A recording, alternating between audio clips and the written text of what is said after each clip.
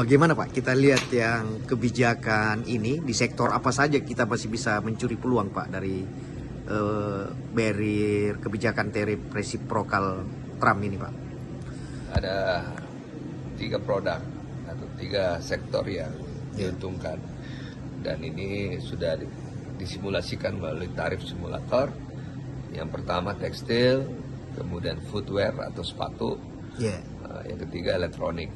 Nah, ini semuanya menjadi sektor yang perlu diseriusi di Indonesia karena negara-negara seperti Cina, Vietnam mendapatkan tarif yang lebih tinggi dari Indonesia, sehingga mereka ingin mengalihkan pabriknya ke Indonesia. Mereka ingin pindah.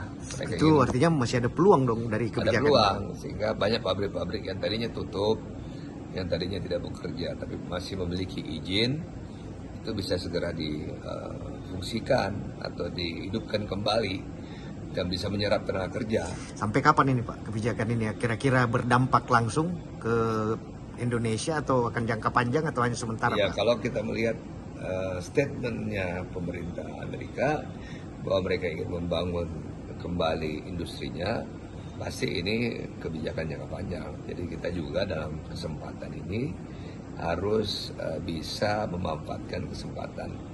Jangan sampai pada saat Trump jilid 1 yang mendapatkan manfaat adalah Vietnam.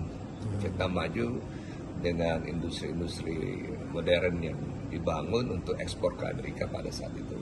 Nah, sekarang kita punya kesempatan untuk membangun industri-industri yang modern untuk bisa diekspor ke Amerika. Pak, Kadin sudah pernah menotifikasi tentang dampak dari ini ke pemerintah Pak? Kita sudah menyampaikan pesan secara lisan bahwa pentingnya keseriusan kita, pemerintah dan juga dunia usaha untuk berbicara atau istilahnya lobby melobi pemerintah Amerika dan juga anggota dewan mereka di sana untuk bisa bersama-sama bekerja sama mendapatkan kepentingan yang sama atau mendapatkan kepentingan bersama antara Amerika dan juga Indonesia, karena Indonesia membutuhkan produk-produk Amerika.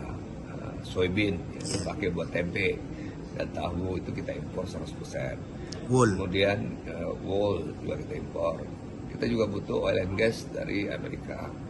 Di satu sisi Amerika butuh produk-produk kita, terutama critical mineral yang ada di Indonesia Timur, ya nikel, untuk bisa membantu industri electric vehicle mereka, EV produk mereka. Karena baterai-baterai yang ada di Amerika base-nya adalah nikel, sehingga kita perlu mengekspor nikel kita ke Amerika sana.